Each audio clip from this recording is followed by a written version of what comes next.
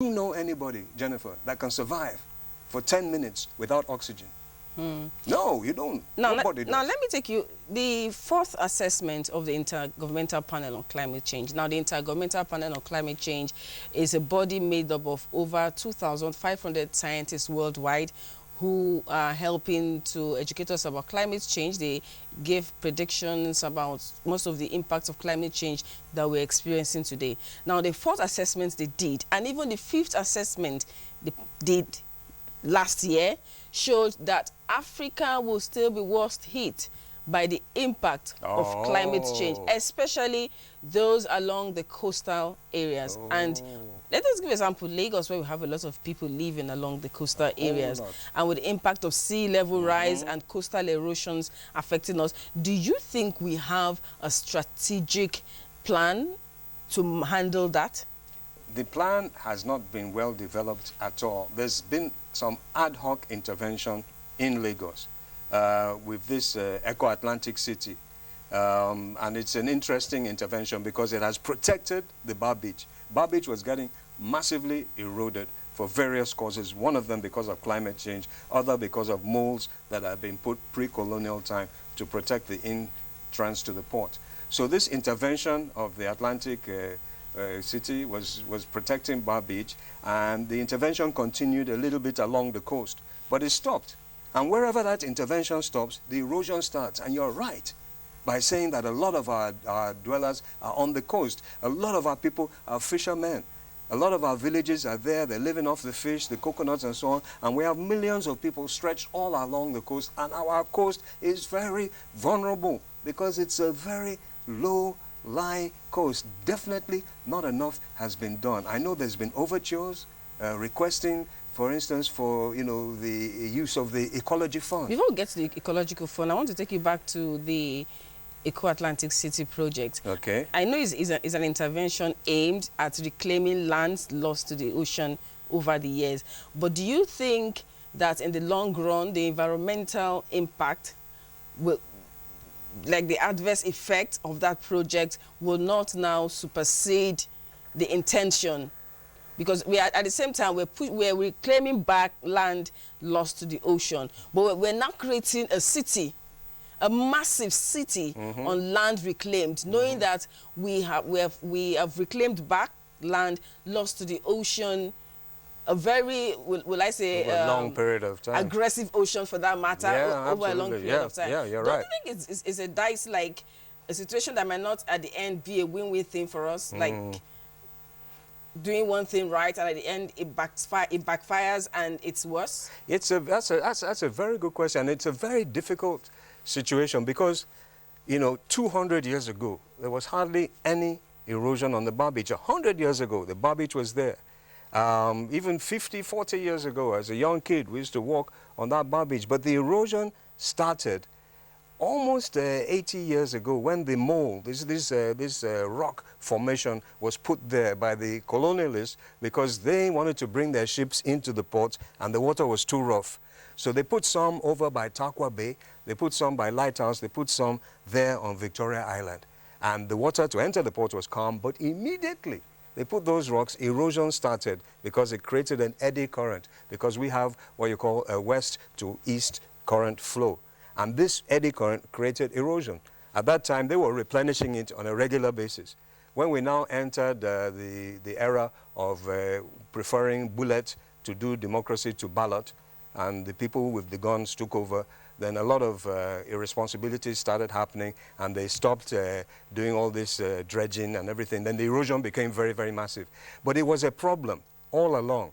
And the solution would have been to remove those moles that were protecting the ports, which would have been impossible because Lagos port would no longer have been accessible, Marina would have been badly damaged, or to develop another type of protective system.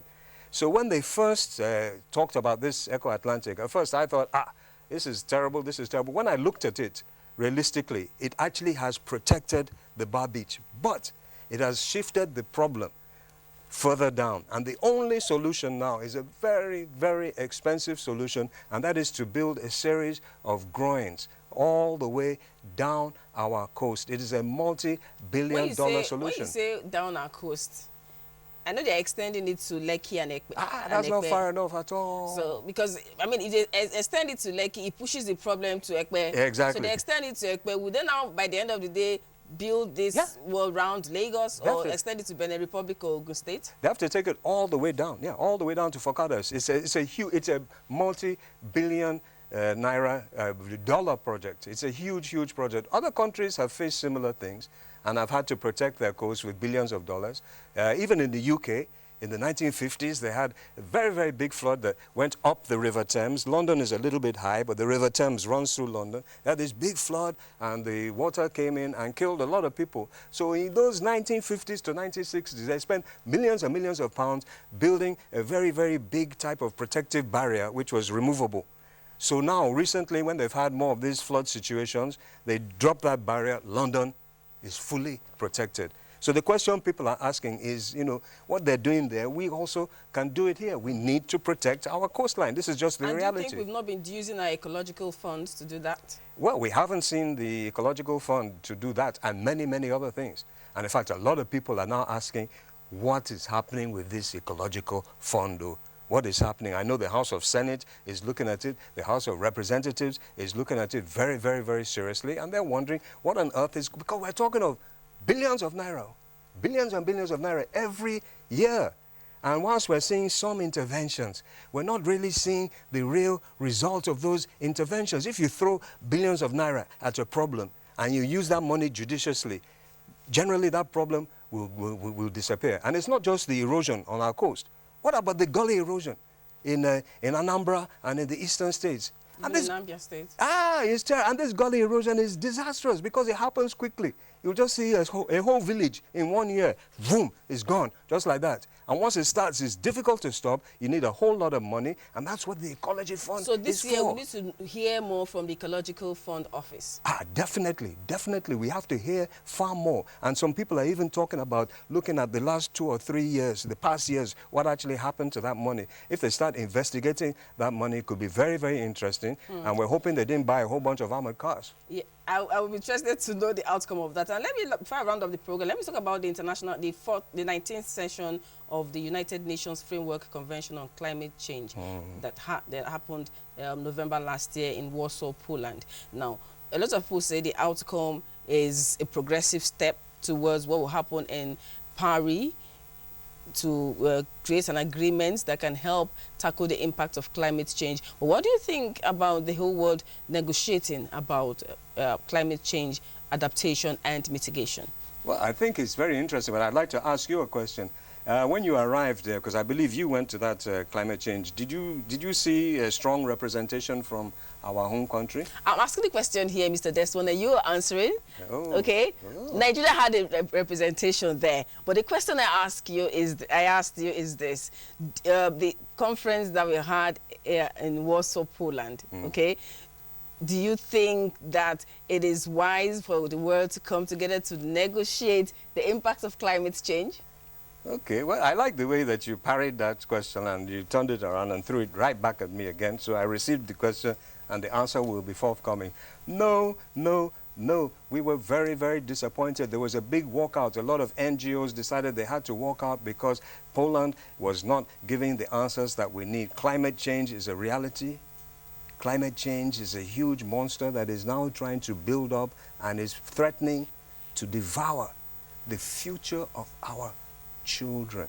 We are playing games with God's creation. We have to accept the reality that God is an infinitely wise God. He is the master scientist. That's why he can put in place things in his creation that will give us everything that we need. Earlier at the beginning of the interview, we said, do you know anybody that can survive without oxygen for 10 minutes? Of course you don't know anybody. So it's important for countries to take deeper emission cuts. Very, very, very deeper ones, and stop playing games with the creation. Because the creation is a wonderful, wonderful entity, and it can only take so much. It's like a rubber band. If you pull the rubber band too much, parts of it will snap. And definitely, emissions must come down very, very quickly. Jennifer, we're already at what they call 400 ppm. That is 400 parts per million of carbon dioxide, where from time immemorial, it's always been 280. You see how much pollution we put in the atmosphere? So it's not really about the developed countries helping to fund adaptation in developing countries, but about reducing emissions. Absolutely. That's the priority thing. And then definitely they have to help